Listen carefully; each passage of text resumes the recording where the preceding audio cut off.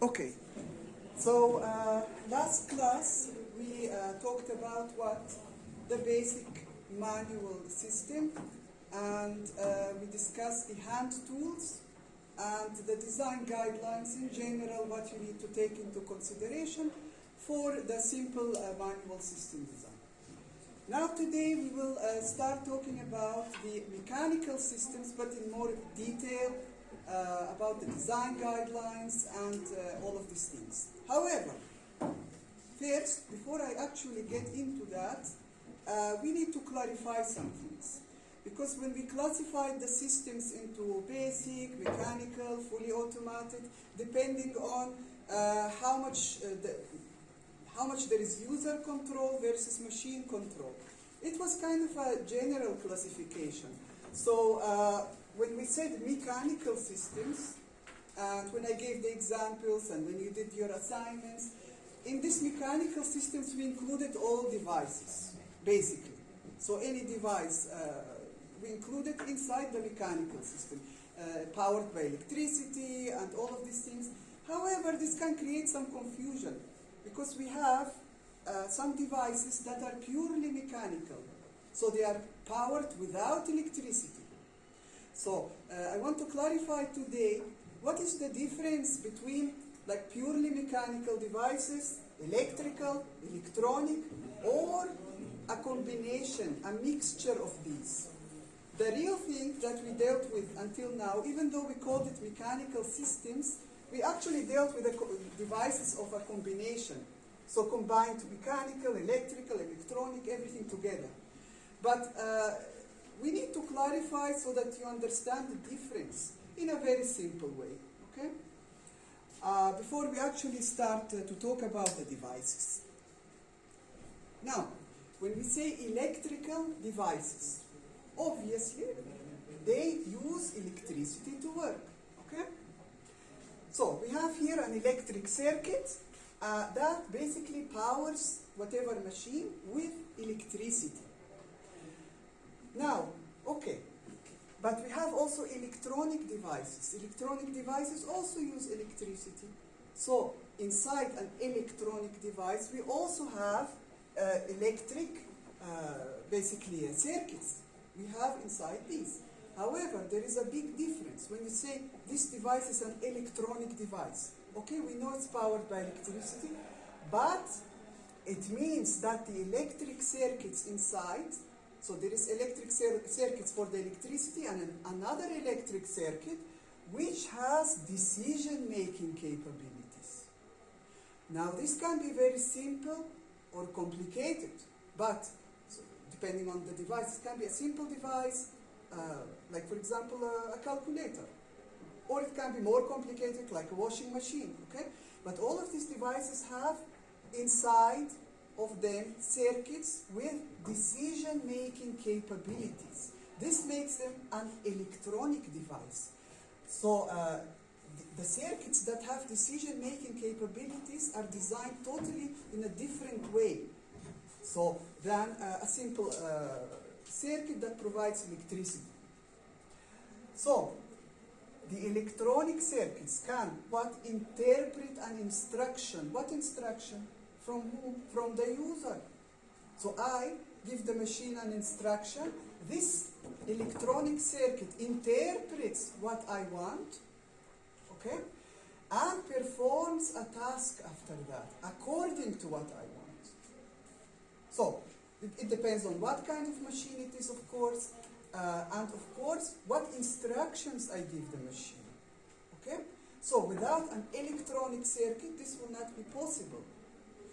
So complicated machines are usually electronic devices, okay? So we need to differentiate between the simple electrical devices, like for example, switch on, switch off the light.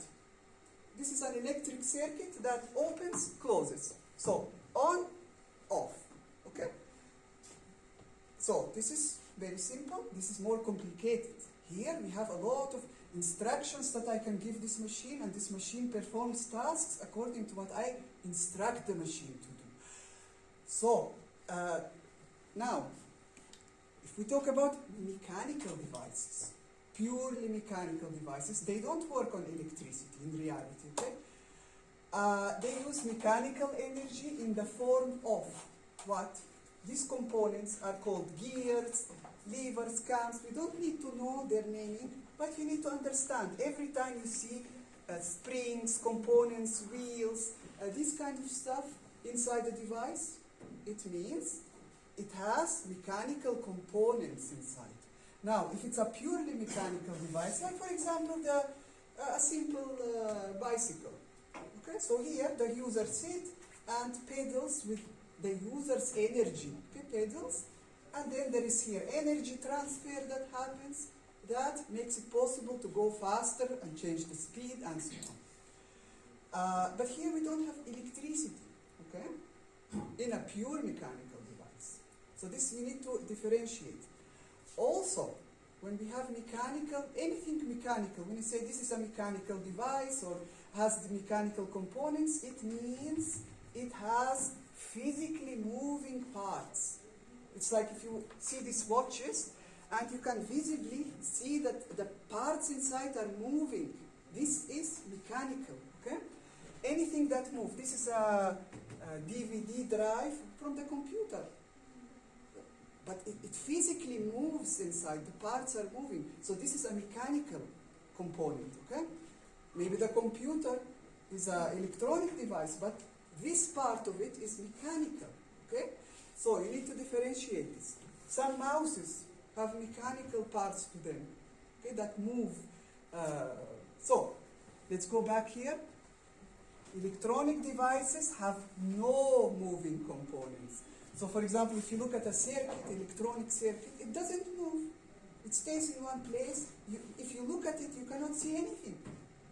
Okay? The design is inside the circuit, but it doesn't have moving parts. So anything that doesn't move, but performs instructions, makes tasks without movement, it's based on the electronic circuit. Anything that moves, visibly moving, with certain parts, this is mechanical. Now, electromechanical devices. Now, the reality until now, under the umbrella of mechanical systems, we used all kinds of devices. Mechanical, powered by electricity, everything together. So we basically used electromechanical devices in general, powered by electricity, but most of the devices that are powered by electricity, electronic devices that includes, have what? Mechanical components to them. So it's not common to see an electronic device without any mechanical components. So most of the devices we see are a combination of electronic and mechanical, okay? So this needs to be a little bit become clear. So it has both electrical and mechanical processes inside of it. So the device usually involves an electrical signal, so it creates an electrical signal that creates a mechanical movement, or the opposite. A mechanical movement creates an electrical signal. So, for example, with the switch, okay, if I want to place a switch on, off, this is a mechanical movement. I'm actually pressing the switch mechanically, physically, okay? And the switch itself is a mechanical component because it's moving. But once I click on, an electrical signal goes and suddenly something happens, okay? Like the light comes on, okay?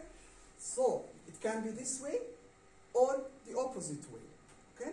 Electricity can cause movement or the opposite way.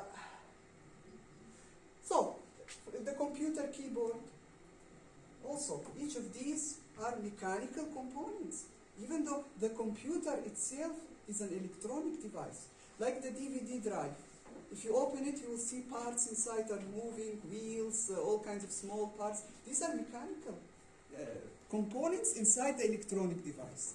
So what we used until now is a combination, like more of this type. So As we said, most of the devices that we encounter in everyday life is a combination of electrical circuits and mechanical components together. Okay? So, in these kind of devices, here are some examples. So, the human operator gives the instructions, certain instructions to the device through the control panel. What's the control panel? We will talk about this a lot actually in the coming classes. It's the place where you can see all the buttons. So how do I communicate with the device? Okay, most of the time by clicking something. Clicking, turning, okay? So I'm using certain controls which are located on the control panel, okay? So I give instructions to the device, and all of these controls, all of these switches, buttons, everything, they are mechanical in nature. Those are mechanical components, okay? But inside the device, there is electric circuit, electronic circuit as well, okay? So I give instructions to this washing machine, for example. Okay, I turn this, I tell the washing machine, okay, I want this, for example, for you to do this time period, this kind of washing type, for example. I can choose several options of what I want this washing machine to do. Okay? Then I click, for example, go. Okay? Now, what happens, basically, my instructions are interpreted by what's inside the washing machine, which is the electronic circuit. So, the electronic circuit interprets what I pressed into certain signals and what tasks now need to be completed. Then it goes to the electric circuit, and this basically starts moving the machine, starts making the machine to work in a specific way, the way the user wants. What command I gave the machine, it interprets my command. So,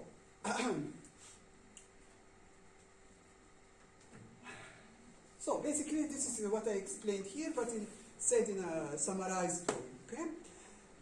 So, all of these devices that we see here, like a washing machine, this here, the printer, this which is the sewing machine, which is powered also by electricity, okay?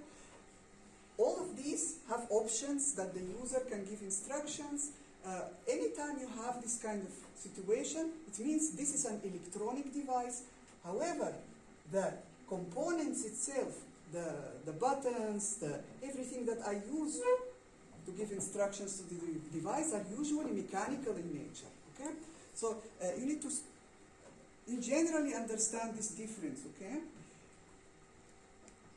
The computer, okay, so this is a mixture. This is an electronic device but has mechanical components in it and uses electricity, okay?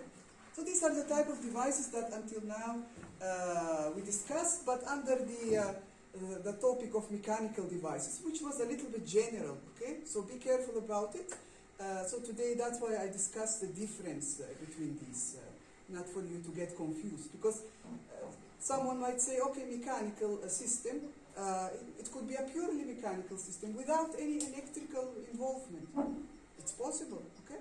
So this is for you to understand, okay? We will continue, of course, with a combination devices, which uses electronics, electricity, of course, and mechanical components, the mixture.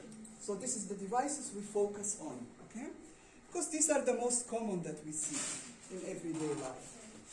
Now, a little bit about advantages and disadvantages of when we say a purely mechanical device versus an electronic device. Now, it's not as simple to say this is better than this, because it depends on the type of device. So sometimes, should I design it, for example, to be only mechanical or only electronic or a mixture? It depends on what is the device, who will be using it, where, how. All these questions need to be answered, okay? However, in general, when we talk, the electronic devices are better than mechanical in one aspect. Because mechanical devices use a lot of components, parts, that move. Anything you have that have movement is more likely to break than an electronic circuit, which it's stable. So it's less likely to fail than a mechanical device that have a lot of parts that keep moving all the time. So over time, they can suffer from wear and tear, mechanical devices, okay? So they need constantly to be fixed and replaced, the parts, and so on. Now, of course, this doesn't mean for you to come and say, okay, since mechanical devices have some problems, we will turn everything into electronics. For example, this can't happen. Okay? Sometimes you are forced to use mechanical components because of certain reasons. And also, it depends on what kind of device it is.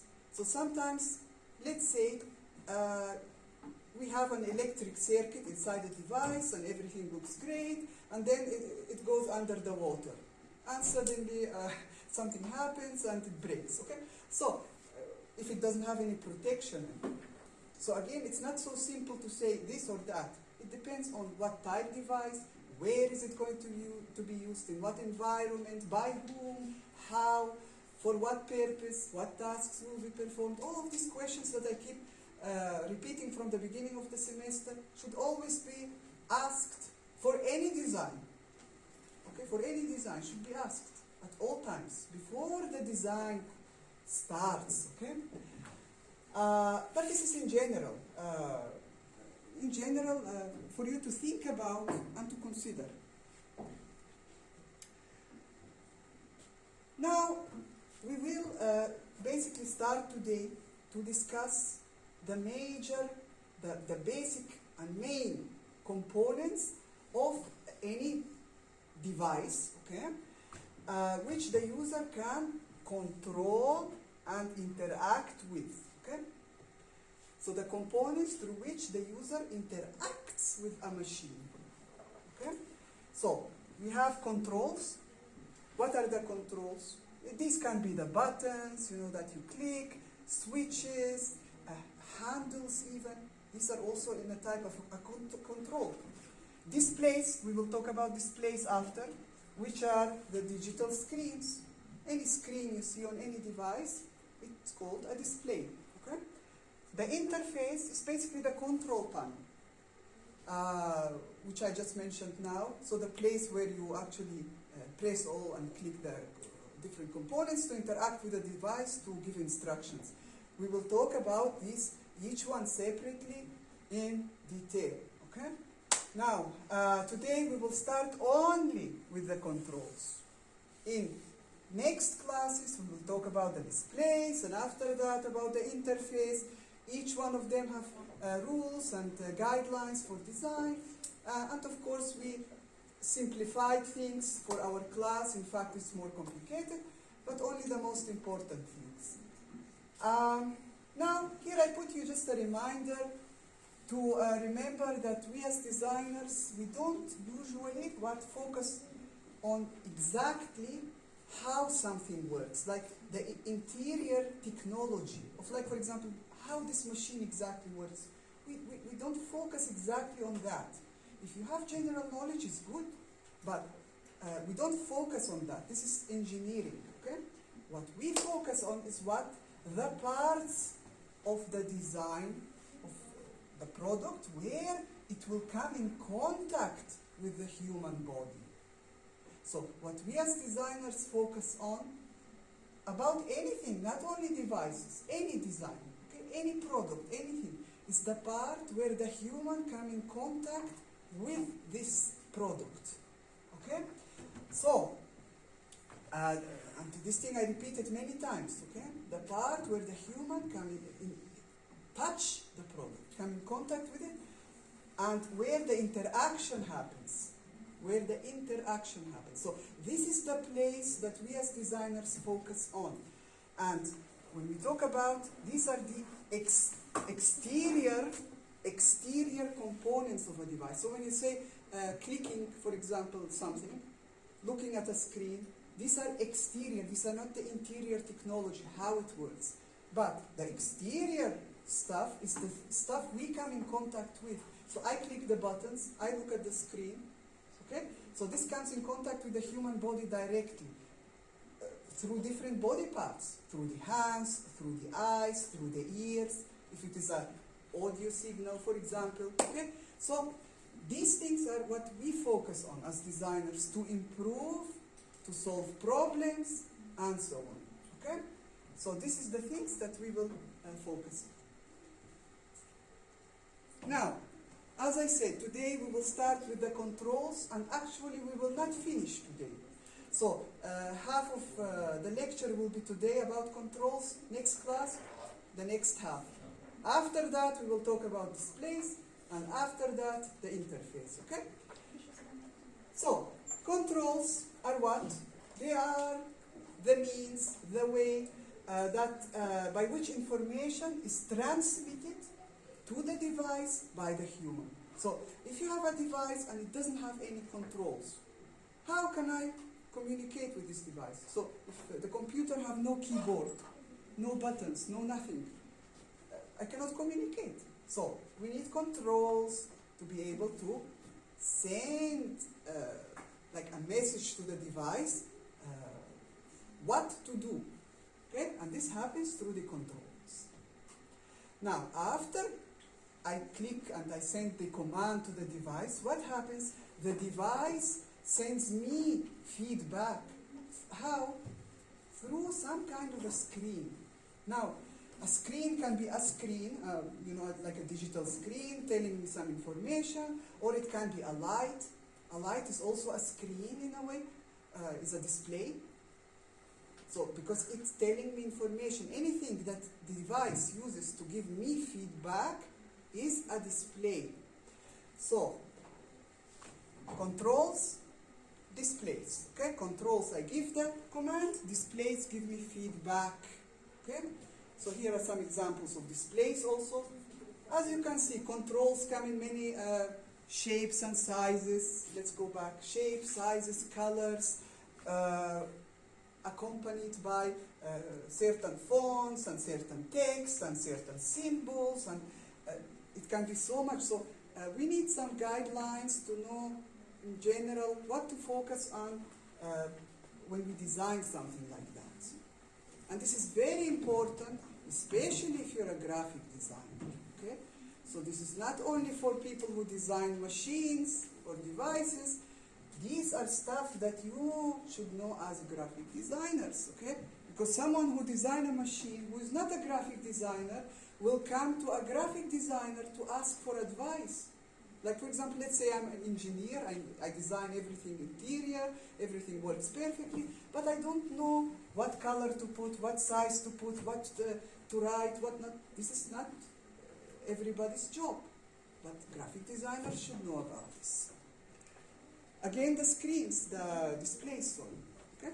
So many types, many designs, each type suited for specific situations, for specific devices, for specific uses. So how shall we know what to select? We need some guidelines, okay? So we will cover this when we talk about displays. The interface, which is the control panel, it's just another word for interface. This is the place where the controls and the displays are grouped together. In any device you will see there is a place where you can find a lot of controls, there is a display. So this is called the interface or the control panel, okay? And if you notice, it's every device, if you look at it, they are organized in a specific way. You cannot just put any control, any display, however you like. There are rules that you need to consider when you design and organize the interface. So we will talk about this when we talk about the interfaces. But when you look at it, in general, if you are good at basics of design, so if everybody took, what do you call the subject, usos tasmim? If you look at this, they are all made out of shapes, circles, squares, rectangles, and we have the color, which is an element of design, and we have this and that. So if you're good at dealing with this, this can help you a lot in actually designing anything. So the basic subjects you took are very important for this. So Even though these are complicated devices, if you know the basics, okay, what are the basics of design? What are the principles of design? How can I organize the elements of design? This can already help you a lot. But now, with the ergonomics, we also have the human element. When you studied basics of design, you didn't study the human with the product. Now we have human with measurements that you need to consider, also the use, because the device is used in certain environments, performing certain tasks, so it's a little more complicated. It depends on what you are designing, but here we have the human element. In reality, in every design you have the human element. Just by looking at a poster, look, this can be a poster on the wall. If I look at it, there is a human element. There is a human looking at it with the eyes. So if you choose the wrong fonts, the wrong sizes, the wrong colors, everything, it can become very confusing. Like I see in some of your reports. It was hell. I was looking, where is the assignment number? Not there. I read through the text. Even when I read through, I cannot recognize from where. Which assignment is this? Some students made disasters, you know. Yes, it was hell.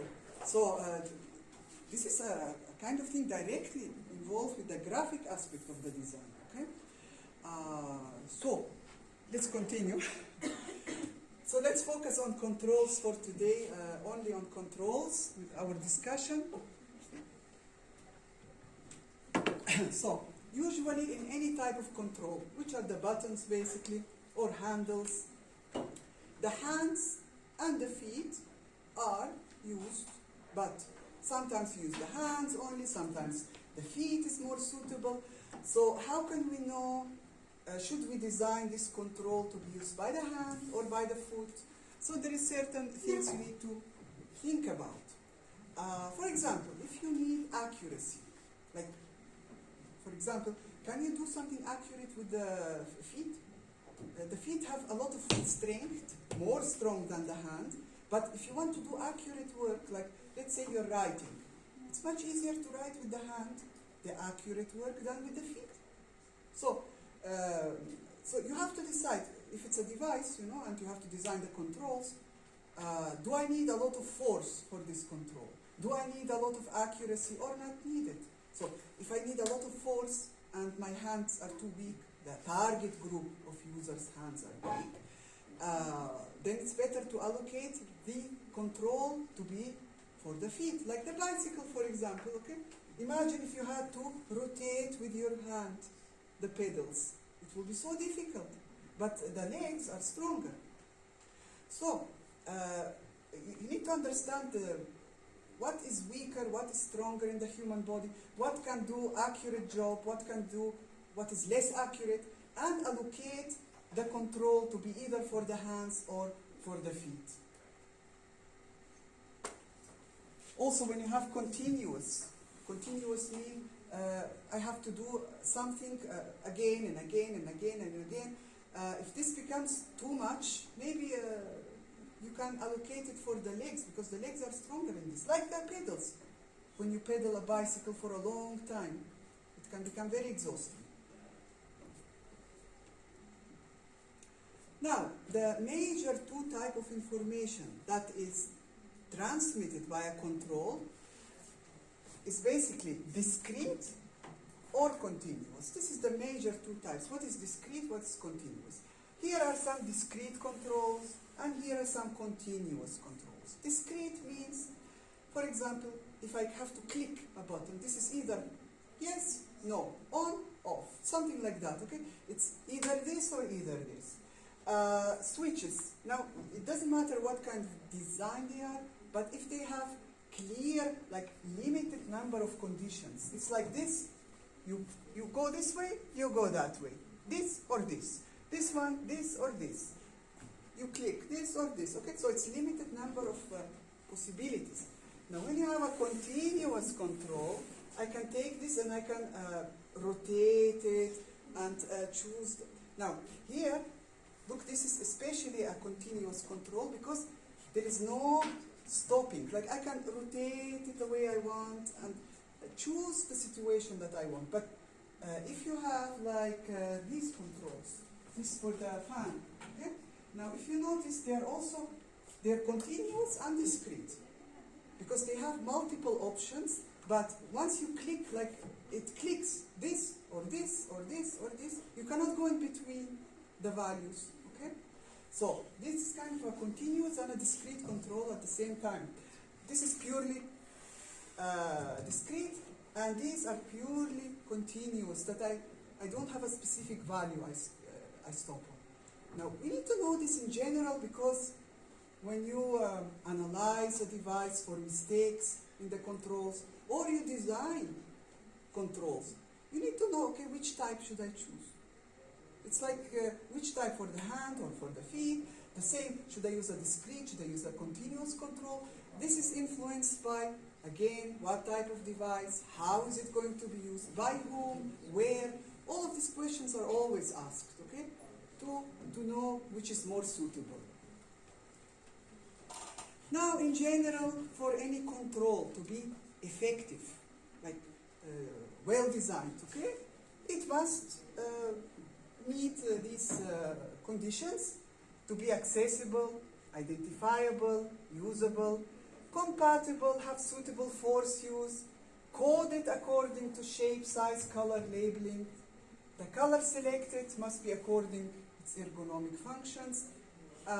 These are general things that need to be met for a control to be well designed and effective. Now today we will discuss all of these. Number 7 needs extensive discussion, and we will leave it for next class, okay? Okay, accessibility. So, what does accessibility for a control mean? Now, most controls require some kind of physical contact, meaning contact with the body.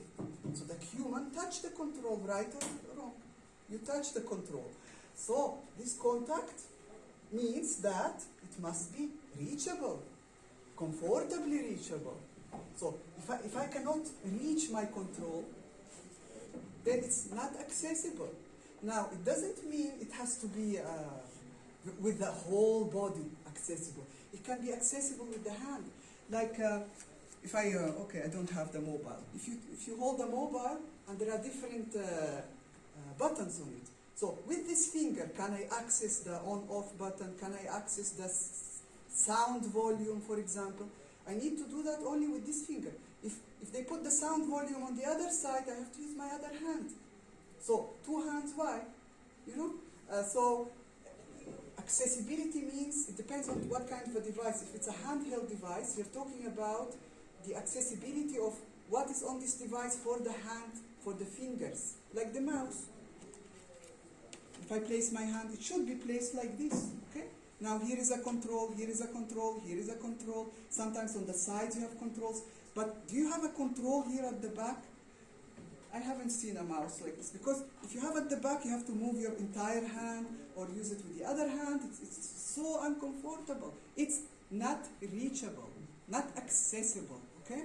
So, understand what you're talking about, what kind of a device, and then judge if the controls are accessible or not accessible. Look at this one, for example.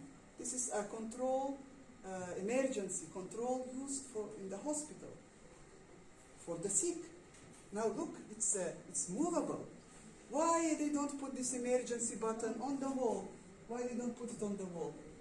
Well, because sometimes the sick, you need to meet who you are designing for. You're designing for sick people that can be so sick sometimes that they cannot move. So the sick person cannot stand up on the bed and try to reach the control on the wall. It might be too late. Imagine someone get a heart attack. It could be seconds before death. So they put this control right here in the hand of the sick. So at any time, anything happen, he can press immediately, and someone can come and help. So this meets the needs of the user, of the human. Okay? If the designer have no idea about ergonomics, they will be not designing it in this way. Okay? Also, it's comfortable and stable in the hand. Its shape. the color is suitable, everything, the size, okay? So accessibility of a control is very important. Identifiability. You need to be able to identify a control in what ways? In what it does. So for example, I look at controls, I need to understand what do they do, what is this control doing, what is that control doing. If I don't understand, that means there is a problem with identifiability. Okay? Also, when I look at a control, I need to understand not only what it does, but how is it supposed to be operated? How? Should I press it? Should I rotate it? Should I pull it? Should I what? Okay? So by its shape, by its design, it should tell me this information. If it doesn't tell me, that's a problem. Okay? So what it does and how it operates. So also what it controls and what state it is in. Like for example, is the machine working or is it off? Or what is happening? Is there something wrong going on? So again, the control should give me some kind of an indication of the state of the device. Okay? So these three things can make something identifiable or not identifiable in general. Now look at this oven, and where are the controls? Here. These are the controls. Now if you look at them, all have the same shape, the same size, the same color, and when you first look at it like this, not the details, you will not know. You will not know, okay, which control is for which place and so on. But if you notice, they are divided. Like these three are put here, then there is space, then they put these two here, there is space. Why is that? Not for beauty, for function. Okay? So that it tells me, okay, these three are maybe going on, something is controlled from this side of the machine. These three control something from here. These two, what? Okay? Now, if you look closer, even though all have the same shape, the same size, maybe you can see text. Maybe you can see small dots sometimes, you know, telling you, okay, this is for this, for example. This is for this. This is for the oven. This is so. Text, symbols, any of these can also help identify what is this control for. So, alone a control just by having a shape, a color, is not enough sometimes, okay? So you need to add text, you need to add a symbol maybe. It depends on what it is. Another thing, if you look at these controls, can you know how to use them? Like do the shape tell you how it's supposed to be used? By the shape of it. Yes. Because, for example, I know that this control is not for clicking. By the shape of it, it tells me, okay, I have to put my fingers here and rotate it. Okay? So, these things are important to consider. And we will see other things that you also need to consider. But when you look at a control, you need to understand how is it supposed to be used, what is it used for, okay? And the state of the system in general. Here are just more examples of identifiability problems in this case. These are problems, okay? And if you look at them, you can clearly see the problems. So look how these controls are organized. Like it looks like every control is placed in a place, dancing around the control panel. In addition to that, a lot of colors have been used. Each control with a different color, which can become very confusing. There is a text on top which shows certain numbers, but the text not visible because the two colors there is not enough contrast between them. So all the principles of design, which you already know, have not been applied here. Okay?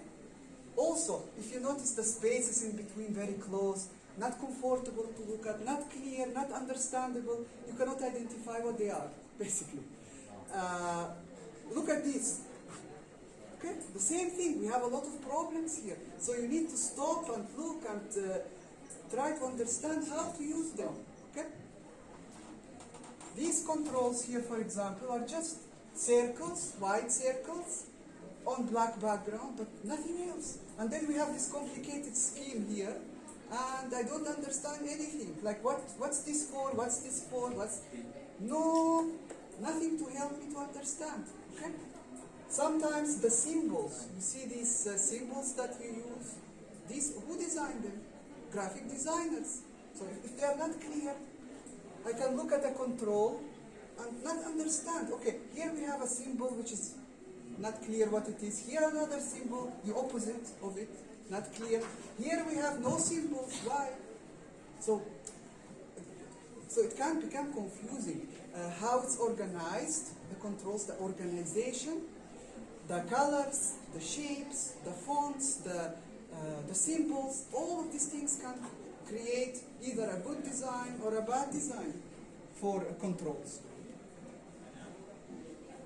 Usability is another thing you need to be careful about. If you cannot use a control for whatever reason, like for example the designer did not make it the correct size for the finger. So for example I have to rotate this, but it's so thin that I cannot hold it in my hand. It will be a problem. So it becomes unusable. So a control, whatever its tasks that I have to do with it, needs to be usable. Look at this, for example, this device, a foot pump for the car. Now, if it was designed for the hand use, I have to pump, it will become very unusable because it will need too much force and too much strength when I can do it easily with my foot. Okay? So if the designer made a mistake with this, allocated it to the hand instead of the feet, it will be a problem. Here, this watch, full of problems, okay? Not visible, not clear, too much colors, a small space, and when you click something with a little bit bigger finger, you can easily click something by mistake because it's by touch, and so on. So, anything, controls or another type of design, if it's not usable, it's a big problem. So it doesn't fit with the tasks, it doesn't fit with the human body, all of these things are a problem. Compatibility. The control should be operated in the way people expect it to operate. This means this directly related to what type of control is it? Because each type of control is designed in a different way, depends on what is it for, what kind of a device, what am I controlling with it, okay? But it should operate the way I expect. For example, this door handle. When I go and open the door, I expect it to work by pressing down and like this. I don't expect it to work pressing up. So if I designed it to be up instead of down, many people will find difficulty in understanding this. Now, this doesn't mean that I cannot design a door handle that goes up to work. This doesn't mean that if I design it, it's a bad design. It depends for what circumstance I'm designing. So, if I design my door handle for my home, for the outside door, to work by picking it up instead of down, pressing, for security and safety reasons. Because anybody will think, okay, it should work that way. But if it works the other way, it works against what you expect. So it's more safer. But do we need that for this classroom door? We don't. Okay? So, again, you cannot judge something. It's a good design, bad design, straight away. You need to know what is it designed for. Okay? So, but in general, when we talk in general, anything you design, now we are talking about controls, but anything, okay, should go according to the natural expectations and natural movements of the human body. It's very important to understand this. So, for example, if I have a control that rotates, instinctively I will think that if it rotates, for example, clockwise, that it is to increase maybe something. If it rotates anti-clockwise, maybe to decrease. So you need to understand these things to design something correctly for the human. Okay? What are these? Door handles like this one, but each one is different. Look at this for the car, how it operates by touching, pulling. Okay? This one, how it operates by pushing. This one by rotating. Okay? Now this is, does this mean that this is a bad design, or this one bad, or this one? All of them are different for different purposes. Now, if I design a door handle that rotates, its shape must be clear that it is for rotation.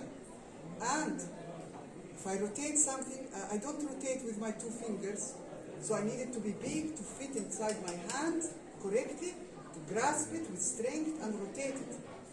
These things, when you look at objects around you, you need to think about it. Why is it designed, this one, to have this shape? Why this one have this shape? Why this door is so big and have this kind of shape? It's related to the task being performed. Okay?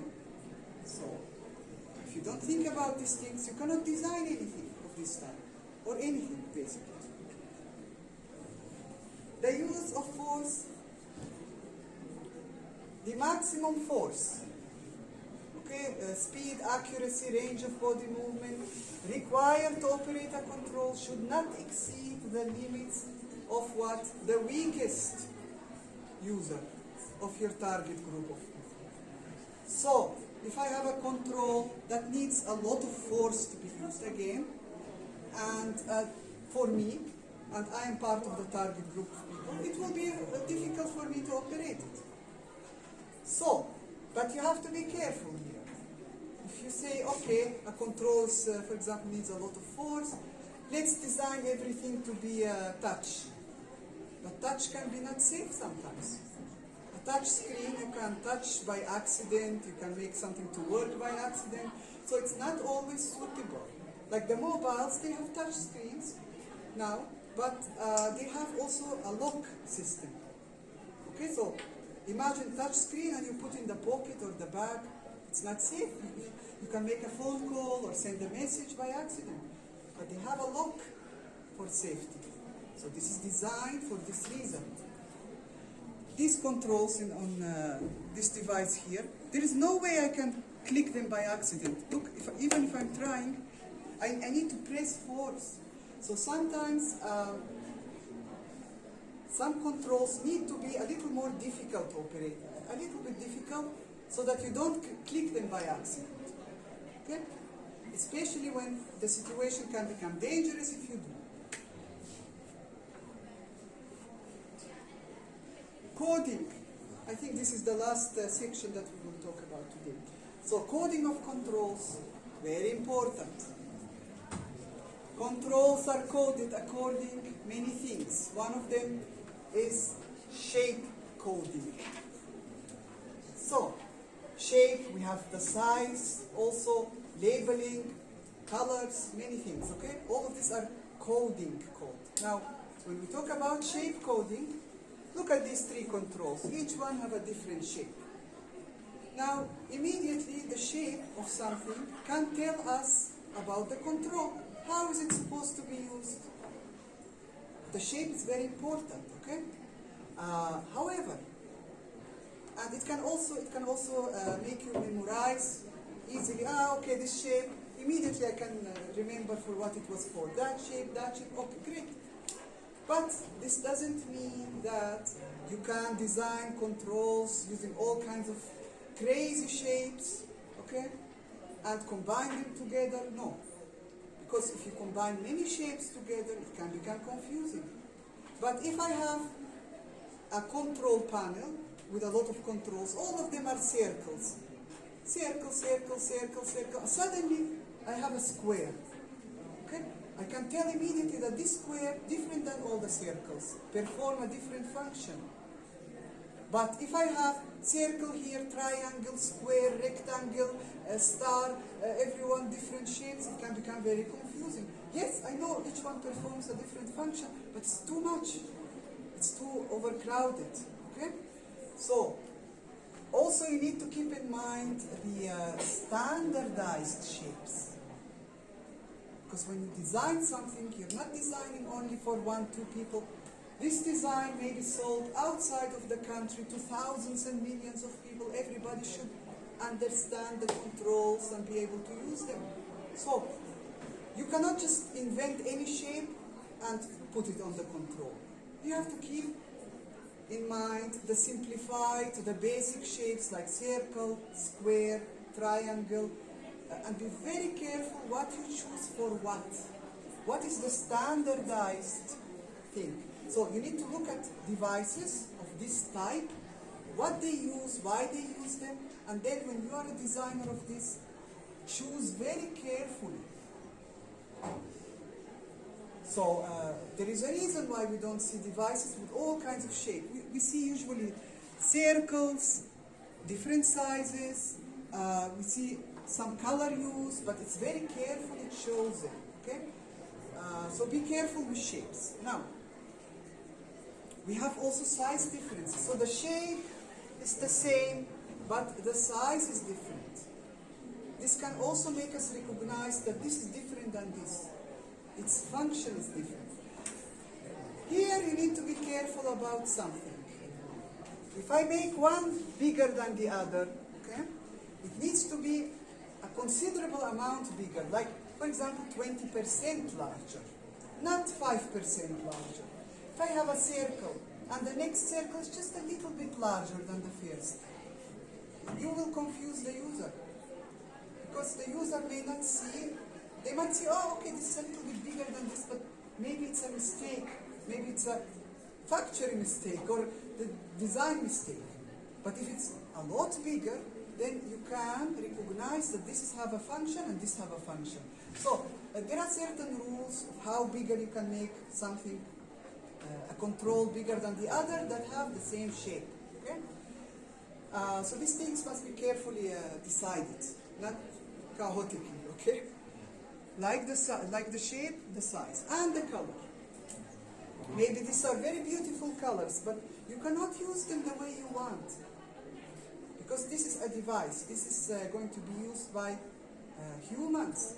So if you put the wrong colors, you will confuse the user. Like in that, before we saw the elevator controls. All kinds of colors everywhere. Obviously the one designed have no idea about design. Okay? So, you need to think about, some people may be colorblind. You need to think about international standards in color. Like, let's say I'm designing, what do you call this? For emergency, an emergency button. Usually they are red. But no, I want to put it yellow. It will confuse everybody, okay? So, what colors you choose must have standards. And you can find a lot of information on the internet, in books, what colors are suitable for what. And as graphic designers, if any of you are graphic designers, this is very important. It doesn't mean you will design, for example, devices in the future, but anything you design, okay, will be looked at, used, interacted with a human. So the color is very important to be clear. And the labeling. What's the labels? If you see, usually controls, besides their shape, size, color, they also have a label. Now, it can be text, like this here says on, off, stop, start. Again, on, off. This one AC, rear. So these are words, okay, used to help you understand what it is for, this control. Sometimes symbols are used. So sometimes symbol and text is used. So for example, if the symbol is not very clear alone, text is added as well. Now imagine if we don't have text and no symbol, then you have no idea how to work. This controls for what? We don't. So we have symbols. Sometimes we have only symbols. Sometimes we have symbols with text. So you need to be understand what is it that you're designing, what kind of control, and do I need Is it just enough the shape and the size and the color tell me everything, or do I need to add text? Do I need to add a symbol? Okay. Now, if controls are to be labeled, okay, the space, like where you put the text or where you put the symbol is very important. Also, can you see it?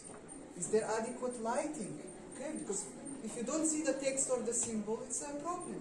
If there is not enough contrast, there is a problem. Okay.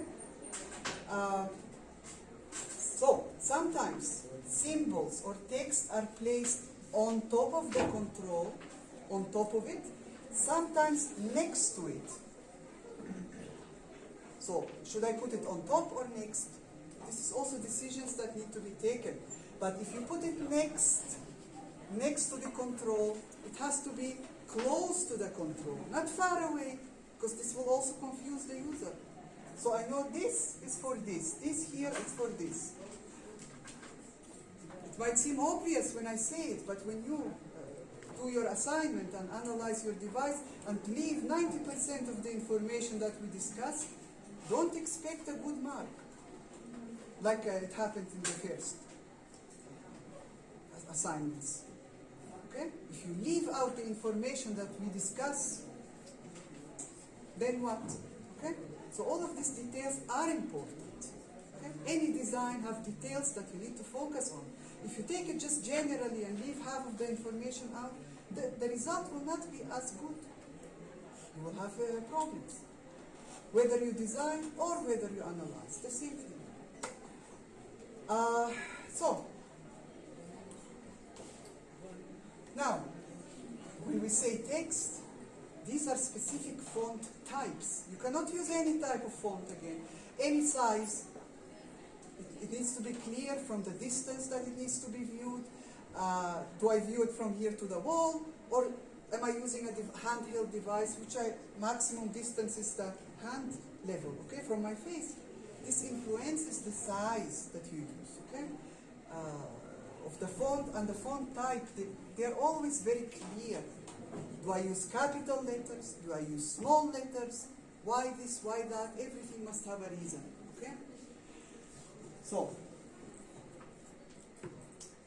now, when we talk about the labels, okay, there are certain guidelines you need to consider. The labels, like these icons that you see here, or the text, okay? So, you need to have sufficient space, sufficient light. So, for example, just by changing the location of this, it can make something confusing or a good design. Just by where do you locate it? And the space in between. Like, why don't they put these a little bit more closer together? Or make them a little larger, or a little smaller? So everything influences the final result, okay? So sufficient space, sufficient lighting so we can see it. The colors sometimes influence this as well. So if you don't have a good contrast, like two colors very close to each other, you will not be able to see it, with or without light. Adequate letter size, we already talked about this a little. Location close or on the control. Close, so meaning next to it or on top of it. Okay? Now, if you have a lot of information, you cannot put this on top. Besides, this is rotating. You cannot put. Okay? You have to select, so they have to be next to it. Use straightforward, everyday words. Use something that people, like everybody, understands. Not something crazy just because you want to show yourself, I'm a designer, I will do something new, but this new become a horrible mistake, a bad design.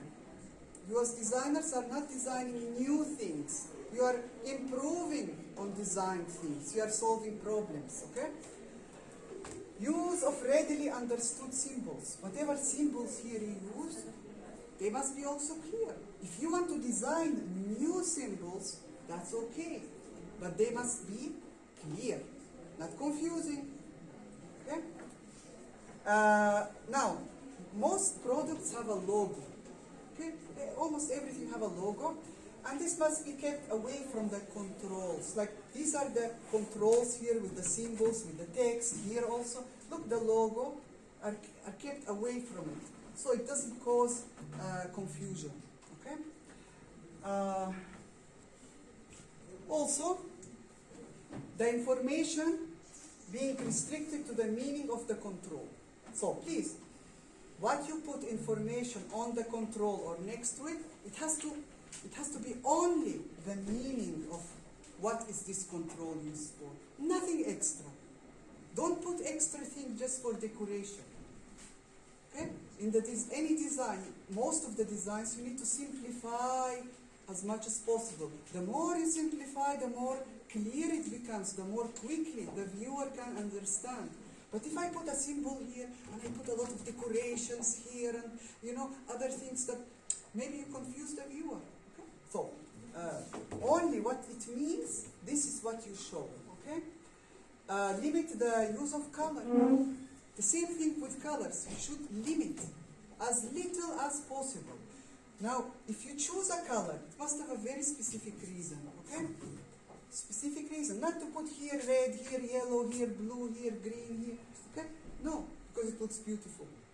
Or I like the pink color, I will make them pink. Okay? That's also a bad idea. Nobody asks what you like. What is the target group of people going to think when they look at it? Do they understand it? Do they know how to use it? Will they like it? Okay? This is the things you need to ask. Don't display non-essential information. Again, don't tell me information which I don't need. It's not only the essential things shown, because we need to simplify the design as much as possible. Don't label any control which is obvious. Like, for example, this is a steering wheel. You don't need to write a steering wheel or put a sign on it, because the shape of it, the location of it, everything tells the user this is a steering wheel. Okay? And you use it by rotating to drive, for example, a car. You don't need a label for it. So if you don't need a label, you don't need text, don't put it. Okay? But if you have a lot of controls, like this situation, and you remove the labels, you remove text, it will become not clear. What is this? Okay, all of them have the same shape, the same color. I don't understand. We need explanation. Okay? So, with all of this coding, like the shape, the size, the color, the labels, you need to be very careful what you choose and why. Now, since we are not designing in this class, we are analyzing. So when you analyze your device, all of these things that we talk about, you need to look at the device and analyze it, explain it. Do you think it's a correct or a not correct decision? And have a reasonable logical explanation. Okay? What is the device? What is its function? Who is the user? Where is it going to be used? I don't need to write you all of these things down in the assignment page. Because if I write them all down, it's like giving you the lecture all over again. So in the assignment slide, only general points are written. But that doesn't mean you should ignore what we discussed in the lecture, like some of you did in the first 9 assignments. Some of you did not even follow the points in the, just take something from the internet, copy-pasted it, talk about things that I didn't even ask, not related to our lectures. So it was a disaster really, and this is 2/3 of the class. 2/3 had disasters. Only a few students did a good job from this class. Yes? Yes? So you need to be very careful. Everything I discuss and talk about in this lecture, the assignment that comes after, you must discuss these things, whatever product you choose. So if I ask for a device, the device you choose, you must discuss everything about the controls that I talked about. Not only the 1, 2, 3 points, the general points in the assignment page, and you discuss them according to your brain, not according to what you should talk about, what we discussed. The last thing, okay, I think we are finishing soon. When you design anything, not only controls, you should not forget the anthropometric measurements of the target group of people. So, if you leave out the measurements again, like many of you did, especially when you discuss the interior, Okay? Many of you did not even include the importance of measurements, the importance of connecting the human to this environment, okay? Whatever interior was chosen, that was a problem. Now, if you tell me this control is a wrong size, and you don't tell me why it's a wrong size, you don't tell me, okay, the target group of people measurements, hand, fingers is of this type, that's why this control is, for example, too big or too small, or not comfortable, or these two controls are too close together, so if I touch this one, I might touch this one by accident. If you don't explain these things through measurements, we cannot know if you're saying the correct thing or not. Okay? So this is a continuation of measurements, and the measurements related on how you use something. So if I click on a button, it's different than if I rotate. This is a control also. It's not of a electrically powered device, it's of a door, okay? But still, this is a control. This is here a control. This is a microwave. It's an electronic device, but this handle here is a control held by the hand to open and close the door. These are controls also, but this is also a control. So this here is designed in a specific way to make it comfortable for to open and to close this machine. This is for rotating. So its shape is different, its size is different. If you have something that you click, it's different. So you have to consider that in your discussion about whatever you will choose in the assignment, okay? We finished for today. Next class, we will focus on the ergonomic functions of color and the guidelines, okay? Which are all of these, okay? We will talk about these next class. And after that, I will give you the assignment. Okay, for today you don't have the assignment. Okay, thank you.